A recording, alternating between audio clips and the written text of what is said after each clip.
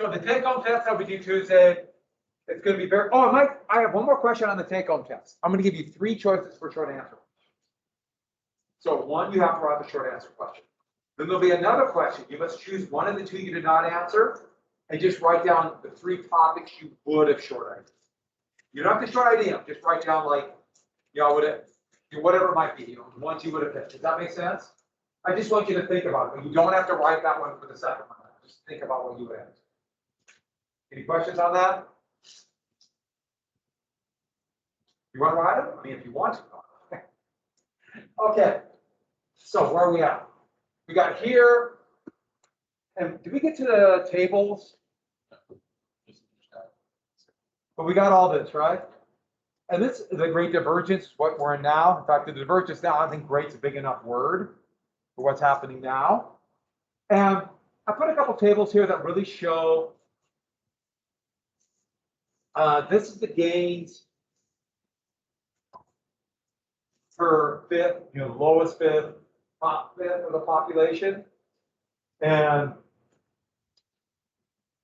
this is the gain in 47 to 79 during the time of the Great Depression. Huge gains here, almost no gain for the bottom fifth. From 2004, from 1979 on. This hasn't changed a lot. Big growth, small growth now. Big growth, small growth now. The top, they're the ones who are getting all the growth today. There's another one that shows that this is actually pretty startling. This is the bottom 90%. This is the top 9%. This is during the Great Compression. 60 to 70, 76, 79, you see it's starting to tighten up a little bit. And this is where we're at today. I don't even want to see what the pandemic, well, actually, I do want to see it, but I'm scared to see how much this is going to be compared to the rest of the population. So, the election of 1936 then. The Depression is definitely getting better, but still, there's 10% unemployment. And as long as you have long-term unemployment, the Depression continues. There's no set definition of what a depression is. And conservatives in the Republican Party thought they found a winner. A relatively moderate Republican from Kansas named Alf Landon. There's Alf right there. And they were trying to co-opt some of the New Deal policies, but they dumped money. We don't know exactly how much because they didn't keep track at all. I mean, it's hard to keep track today. But how much money they dumped in, but probably 5 to 10 times more than what Roosevelt had. And the assumption was Roosevelt, yes, he was very popular in some circles, but people will come to their senses. And this would be confirmed in a number of polls. Reader's Digest had a magazine now called, Reader's Digest had one of the most popular magazines in America. And they're kind of more of a journal called the Literary Digest. They put out, they did a poll of their subscribers. And they predicted Landon would win about 65% of the vote. An agency that still operates today called Gallup that does polls had Landon winning about 58% of the vote. And newspapers all over the country were having things like Landon FDR and campaign denied, but marching the army to defeat the destructive New Deal. A lot of anti-FDR press in the mainstream media because the media was relatively, he should Roosevelt traded to the class. And these polls, though, were not trying to be correct. I think you might guess why. What kind of people were buying literary digests? People had relative wealth. And so they weren't necessarily the people Roosevelt directly helped. And telephone polls, brand new things. People who didn't have telephone polls, or telephone lines, were voting for FDR. These polls were very skewed. And who won? Oh, they totally underestimated what's going to be called the Roosevelt Coalition. And after this, it's going to be the Democratic Coalition. I should add to the late 60s, early 70s, the thing just blew up. Partially because of backlash against civil rights, the Vietnam War, and women's rights, but also some absolute in-depth politics by Democrats in the 1970s, but unions, small farmers. And by the way, I should add, you think, well, aren't farmers today very Republican? Well, there's virtually no small farmers anymore. Virtually none as a percentage of the population. Working class people. New immigrants, still a lot of new immigrants in, even though they've curtailed immigration dramatically, especially the people outside of Northern Europe, and African Americans. I talked about that with the WPA. And this would be the Democratic Coalition. And these are people who didn't have phones or literary digests. And by the way, labor unions, because of the Wagner Act, are growing dramatically. And so, American Labor Party, vote Roosevelt. Smart politics by the Roosevelt administration. You do things that you make sure people know that you're raising their wages and they reward you.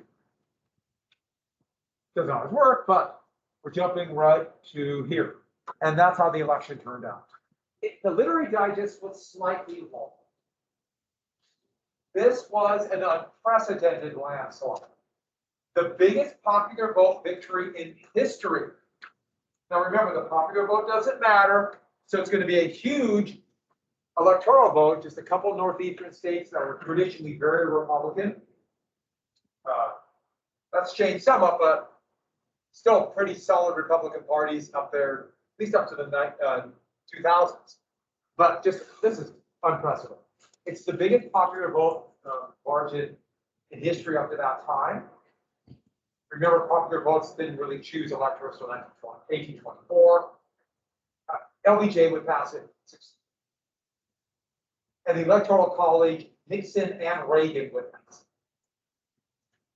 But unprecedented victory. No one had ever seen anything like this.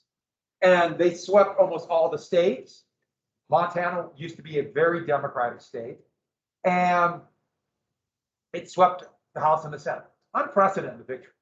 But not everyone agreed with Roosevelt. And there are a lot of people like in the South, remember, there's no Republican Party now. So it's a little bit misleading, but still a huge victory. And so, the greatest victory, Literary Digest after it, boy, were we wrong. I just thought that was kind of funny. But when you have buttons like this, and he wins an election like that, can't you imagine Roosevelt having a little bit of what's called hubris, a little overconfidence? Boy, I am invincible. And what happens when people think they're invincible? Nothing bad. Yeah, they never make stupid mistakes, right? Roosevelt's going to make a series of 3 horrible mistakes. 2 I'll tell you about. Political mistakes. It doesn't mean they're necessarily wrong. One of them might not have been wrong. But politically, it was a disaster for him. Because he had plans for a 3rd New Deal. And the big 3 for the 3rd New Deal, some kind of national health care insurance. It was unclear if public operated like Social Security, and it was clear that health insurance was going to be for health care, which was now working. People were actually getting health care. It might actually cure some people, but it was going to be more expensive than most people could afford. And this would dramatically raise wages if you have, your health insurance is cared for. You won't stay in jobs you hate to keep your health, which is what a lot of people do today. I know people like that. I have very close friends and relatives like that. You might know people like that. Your parents. Education, massive increase for education, not only for, no one ever said K through 12, then it was 1 through 12, but also no tuition, free tuition for college students and state students and public schools. Tuition was really cheap. And like California was free to their so Ronald Reagan got the late 60s. But in Montana it was dirt cheap. I don't know if you know this, but it's not like that. So I'm just trying to say that a little bit, but it's shaped. And civil rights. But there's a problem. And you can see it right here. Here are all the Roosevelt laws, and who's in the way? The Supreme Court. The Supreme Court. So Roosevelt was going to make a political mistake. Court packet. Congress decides how big the Supreme Court's going to be. And since the Grant administration, they've been stuck on 9. And Congress has changed it. Like, for example, Congress lowered it to 8 to make sure that Andrew Johnson, remember Andrew Johnson, the president who was impeached, the Democrat, right after Reconstruction, the Republicans in Congress, they lowered the Supreme Court to 8, so he couldn't appoint somebody. You know, Congress decides the size of the court. So if they wanted it to be 1 million right now, they could do it. That'd be a little weird. You need a very big building, but the court was incredibly. Now, this is the terms of economically conservative. So they opposed New Deal programs, which were what we more and more call liberal. Today, we would say more progressive, but like the AAA and the NRA. The National Recovery Administration were found unconstitutional. Now, the NRA didn't work, but still, they threw those out, and there's grumblings that other important New Deal programs, especially the ones Roosevelt cared for the most, Social Security and the Wagner Act, they might be found unconstitutional. And Roosevelt's thinking, if they find those unconstitutional, we'll never get health care. We'll never get civil rights. Remember, it's the Supreme Court that did Plessy versus Ferguson that made Jim Crow laws constitutional. And so he decided, he proposed a law through his surrogates. Remember, the president can't do this, that's go through Congress.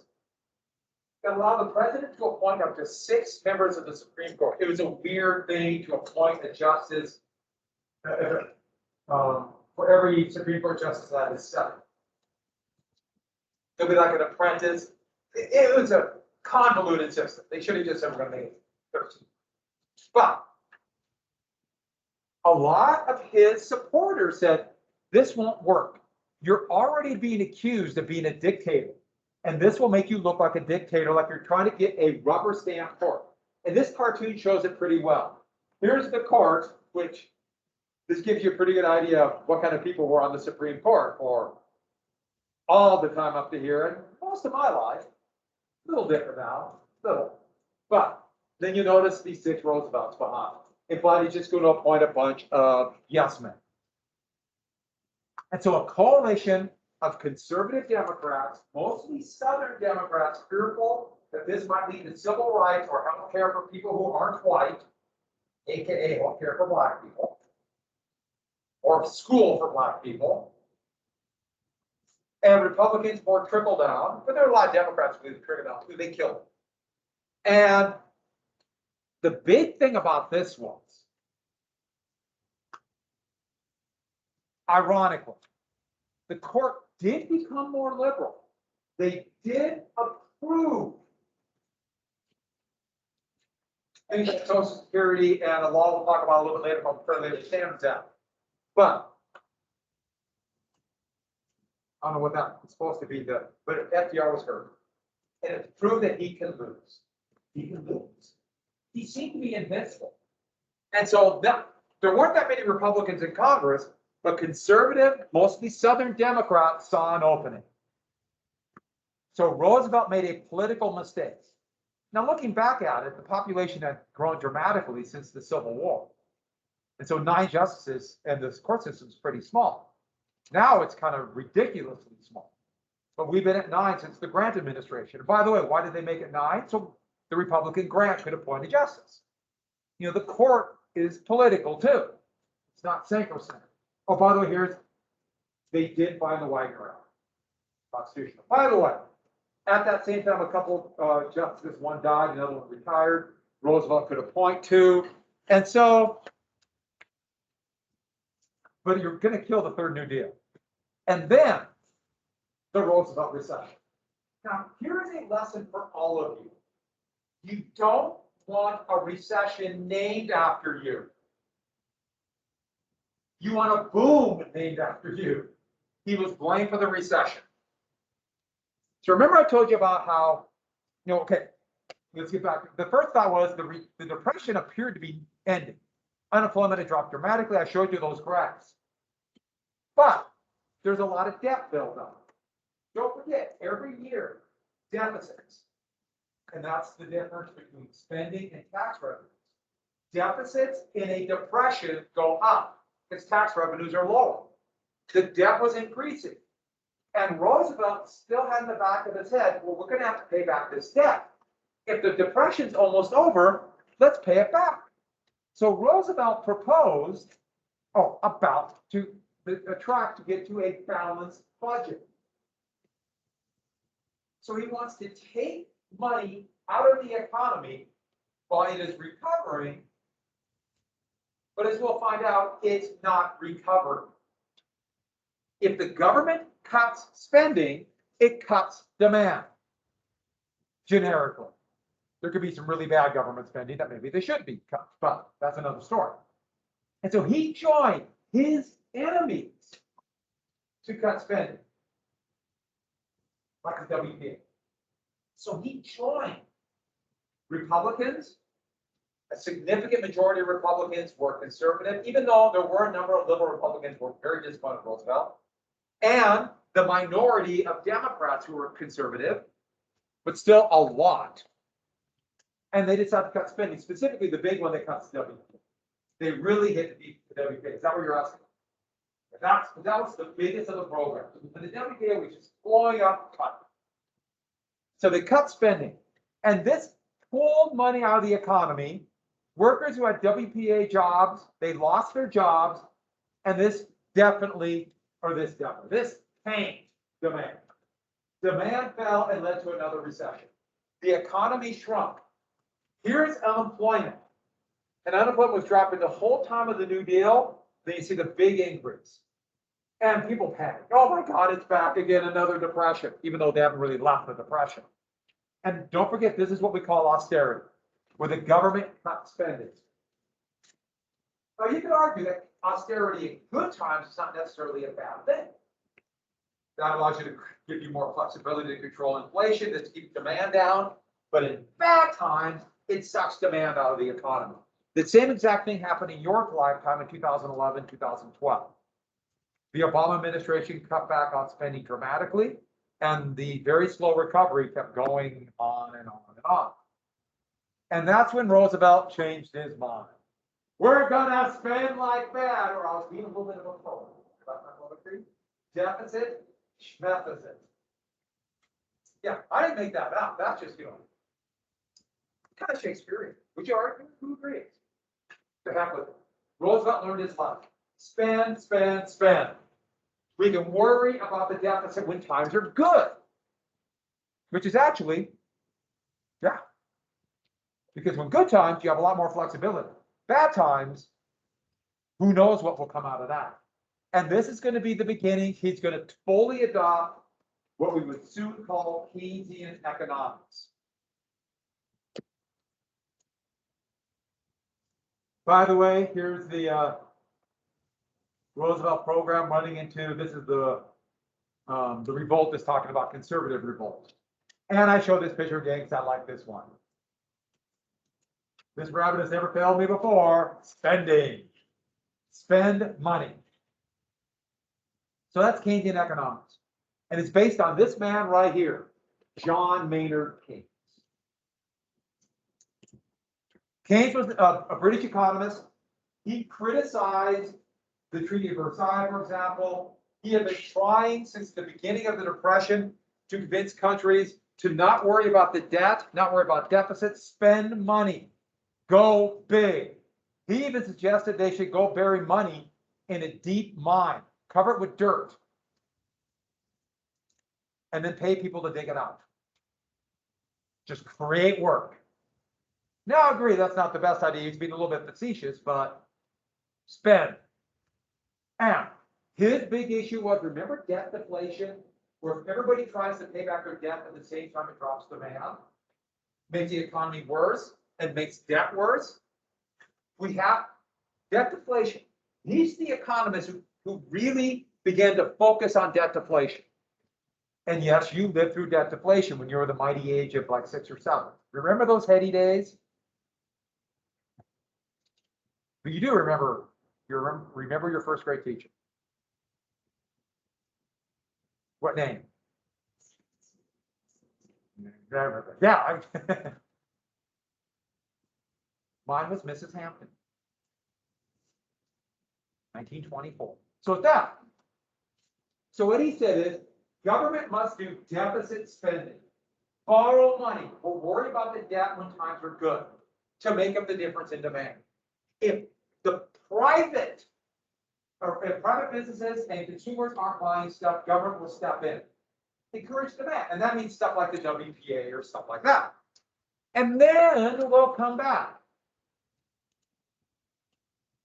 And he begged Roosevelt in 37, sent him letters and a telegram, trying to convince Roosevelt, do not do this. But Roosevelt had in his head, now I can balance the budget and the debt will be good. There's still, and people have it to this day, this same percent feeling about debts. We must pay it back. And I'm not saying, of course, you should pay back your debts, but governments have a different, governments are not people. Only 2 countries followed Keynes early on. In 32, 33, and 34, only 2 countries. Everybody else tried to do some measure of austerity or limited big programs like Roosevelt. WPA was big, but boy, is it going to get bigger. One country was Sweden, obviously. Okay. And that one's obvious. Anybody know the other country? This is construction in that other country, by the way.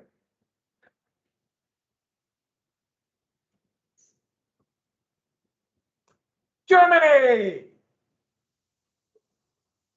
When Hitler took power, they began a massive public works program. They built roads, bridges, buildings, dams. The German unemployment was significantly higher than the United States unemployment. It dropped to almost nothing. No, they did not rearm right away. They didn't rearm until they remilitarized the Rhineland, and Britain and France didn't stop them. They did a little bit behind the scenes, but that's when they said the hell with it, we'll start rearming. But the big thing Hitler did is build up their roads, bridges, what we call public works. So here is Hitler doing the fake, I'm working with the people shovel on a highway system, and here's a couple years later called the what? The Autobahn, which every freeway, including the US interstate system, copies the Autobahn. Maybe someday I'll tell you about my experience driving on the Autobahn. Yes, there's no speed limit. Moving on. That pretty much explains the whole story. Well, I'll tell you one little bit of the story. I was driving at about 170 kilometers per hour, so about 120, because I could. Looking back, why? And a Porsche passed me and went right past. So this is going probably 180 miles an hour. That's when I decided I'm slowing down. That was a little scary after. Moving on. Tangent. I just did that. I flew into Munich, drove on the Autobahn for an hour.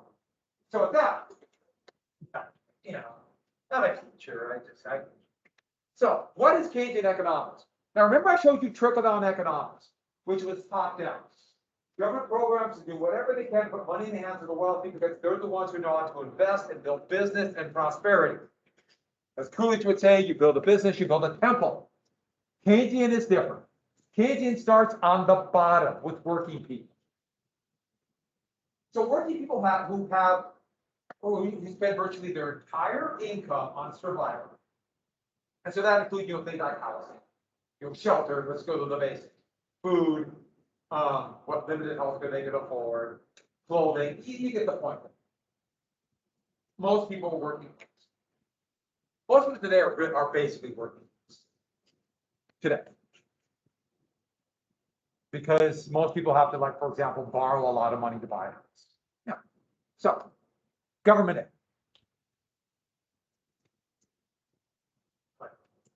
You teach, all the teachers. Okay, government aid. And this means direct government aid. So government aid, now government aid could be government programs designed to increase wages or directly giving money. And money, right? And what do they do with that money? That makes demand. Demand.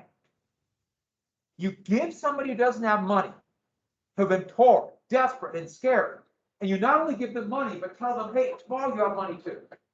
We'll promise you a little bit more. They're going to spend it. They're going to have a lot of pent-up demand. And that means companies, businesses will increase production. Or, I didn't write this down, but write down supply. In economics, they say supply. And so, unlike conservative economics, liberal economics says demand creates supply. That's why you help the people who buy stuff, the vast, big working class. Conservative economics, supply creates demand. So you help the tiny percentage that are the suppliers. Production goes up. And once companies start to produce, unemployment goes up. They need more workers. And once companies begin to demand workers, wages will go up. Unless there's monopolies, that's another story, but moving on. And what does that do? That puts more money in their hands. Thus, you see the line? Pretty cool, huh? Art. And that's the engine of trickle-down or Keynesian economics. That's the engine. So it's the exact opposite of trickle-down, but these are both economic ideas for capitalism. And yeah. Employment goes up. Thank you for asking. Employment goes up. You're going to hire more workers. So make sure everyone understands that this is bottom up as opposed to top down. And that's the engine. So once you start getting this, you don't need as much government aid. And so then this begins to boom. And there might be some problems here, but let's get to the base. A couple of things about this. First off, this is liberal or demand side economics.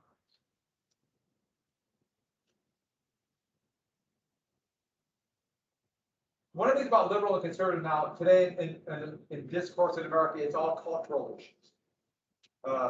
Actually, most people agree with this if you go by poll, but it's conservative and liberal, and that drives me nuts because I just don't care. I care more about this. Is a better way to put it. But it kind of drives me nuts. That's hard to use these terms because they get so misused. And so it just kind of drives me nuts. But this is the basis of liberal economics, at least in the 1970s. It would become overwhelmed with the culture wars that have gone on since the late 60s through today, continue. Yeah, it's demand side and it's meant to help consumers. And you're going to see one big thing, the middle class, or what we consider to be the middle class is going to go up. Because you're going to get more people with higher wages who have money to buy some of the traffic of an upper class life. But you might see some problems with it. One big one right here, I think you might see. If you have all these people with buying stuff, what's going to happen to prices? If everybody wants to buy stuff at once, what would they do to the prices? I heard it's going to go up. And that is a big problem.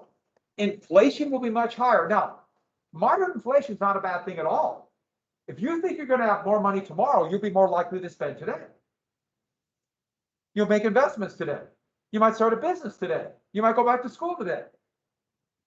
But also, if you have savings, it will go down in value. And this would directly lead to the Great Depression. Every country in Western Europe and in Asia that was not still colonized, outside of the Soviet Union, they adopted Keynesian economics. So the ones we think about is Western Europe and China. Britain abandoned it at the same time the US did in the late 70s. Most of Western Europe still on it. And it's this kind of capitalism with some of the ideas of this is the government aid. And the government aid, I'm going to go through pretty quickly. I've talked about these. But this, remember, trickle-down had the anti-regulation, anti-union. Well, I think you can see the exact opposite. Progressive taxes, pro-union, government regulation. So these are all things, so if I want to jot these down or just make sure you understand those, these are the big ones. And then, goodbye. Where did it go? Don't forget the big financial regulation. Glass-Steagall. Glass-Steagall would be huge because it would keep the bubbles from happening. Bubbles can lead to great wealth, but usually only for those who have the money to speculate. Antitrust, monopolies, cut wages, and also lower quality, get rid of research and demand, all kinds of stuff. But then something called the safety net. Sometimes you see it called welfare. All welfare means is direct government aid to people. I mean, the biggest welfare recipients in the United States today are the oil industry. They get about $400 to $500 billion a year in subsidies, direct money. And so individuals do, but government, it could be to big business, it could be to people. But unemployment insurance, we talked about that before. Aid to the poor, remember the early New Deal, FARA, Something that came out of what's going to be the second AAA food stamps. Today it's called SNAP. Another big one, Social Security. Hey, if your retirement is relatively stable, you can bargain for higher wages. And this is a biggie that, oh, Public Works.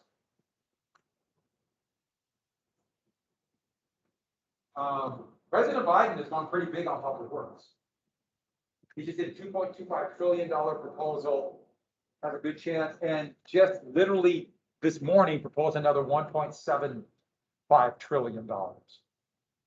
So we're getting $4 trillion. That might cause some inflationary issues, we'll see down the road. And the other big one he wanted was health insurance, but that didn't. Marginal health insurance.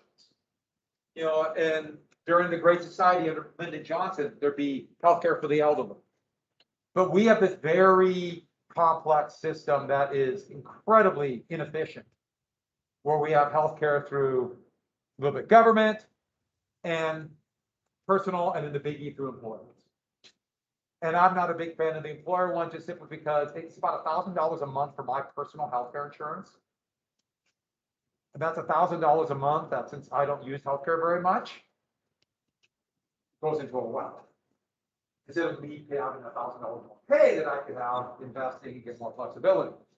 Every once in a while I think about that, I thought, God, wouldn't it be nice to have that additional money? And the answer is no, I don't want it.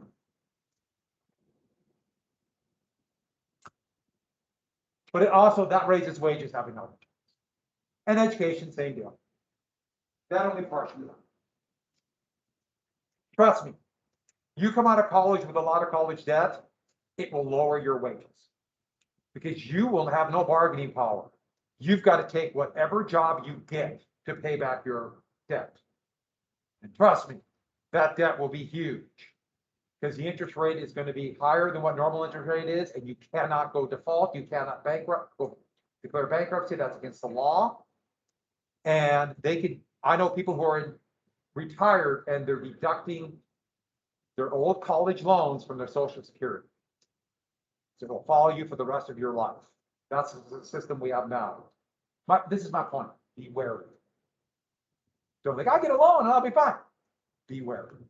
And the whole thing is to get wages up. To get wages up.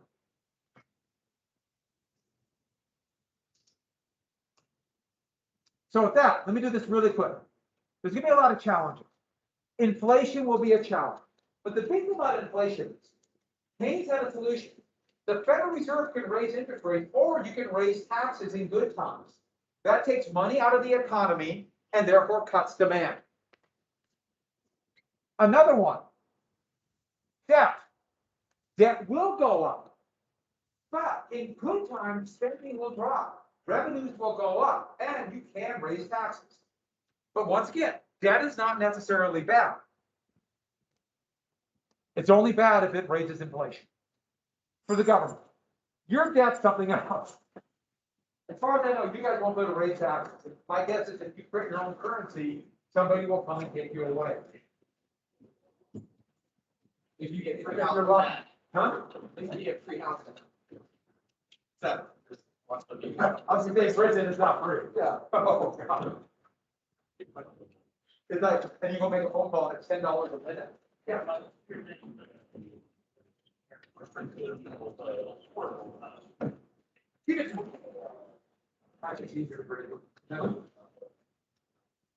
I think we have to grade these out on the phone with my mom and dad. My dad working together. And my father-in-law is tomorrow, very dear. Boy, my sister, my aunt, my niece tomorrow too.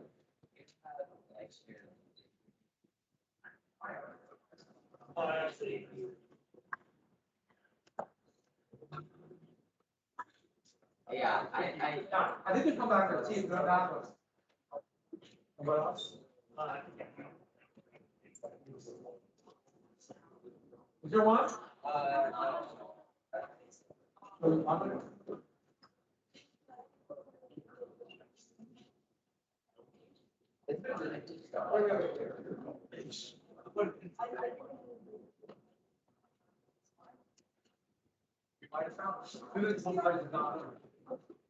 Everybody, for fourth period, go to the library, check out that new review book.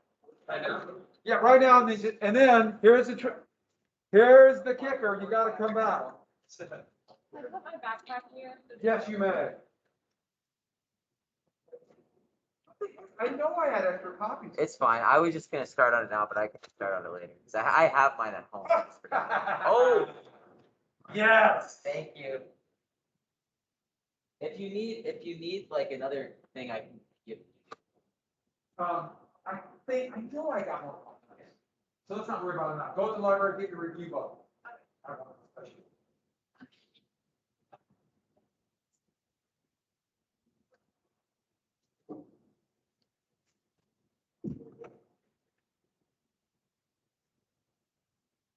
Library, get your review book.